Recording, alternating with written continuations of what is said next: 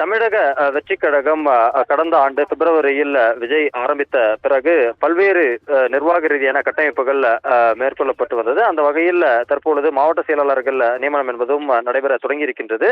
அந்த வகையில் தமிழகத்தில் ஒரு பிரதான கட்சிக்கான ஒரு முகமாக தற்பொழுது தமிழக வெற்றிக் கழகமும் வந்து கொண்டிருக்கின்றது. அந்த வகையில் தற்பொழுது தேர்தல் ஆணையத்தில் பதிவு செய்யப்பட்டு இது ஒரு அங்கீகரிக்கப்பட்ட கட்சி என்கின்ற அளவில் இருக்கக்கூடிய சூழ்நிலையில் வருகின்ற 26ஆம் தேதி குடியரசு தினத்தன்று நடைபெறக்கூடிய அந்த ஆளுநர் அளிக்கக்கூடிய தேநீர் விருந்தில் பங்கேற்பதற்கு தமிழக வெற்றிக் கழகத்திற்கு தற்பொழுது அதிகாரப்பூர்வமாக ஆளுநர் மாளிகை தரப்பில் இருந்து அழைப்பு கொடுக்கப்பட்டிருக்கின்றது. தற்போது ஆளுநர் மாளிகையிலிருந்து இவர்களுக்கு அழைப்புதல் கொடுக்கப்பட்டு அதிகாரப்பூர்வமாக இவர்கள் அழைப்பு விடுக்கப்பட்டுள்ளது.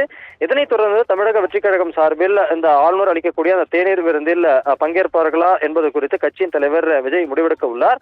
இருப்பினும் கூட தமிழக வெற்றிக் கழகம் தேர்தல் ஆணையத்தில் பதிவு செய்யப்பட்ட பிறகு முதல் முறையாக ஒரு அரசியலமைப்பு தலைவராக தமிழ் மாநில அளவில் இருக்கக்கூடிய ஆளுநரிடமிருந்து ஒரு அந்த தேநீர் விருந்தில் பங்கேற்பதற்காக இந்த அழைப்பு என்பது விடுக்கப்பட்டுள்ளது. ஒரு முக்கியத்துவம் வாய்ந்ததாக பார்க்கப்படுகின்றது. அந்த இதில் ஆளுநர் அளிக்கக்கூடிய தேநீர் விருந்தில் பங்கேற்பதா அல்லது அதனை புறக்கணிப்பதா என்பது குறித்த முடிவை தலைவர் விஜய் அவர்கள் எடுக்க இருக்கின்றார்.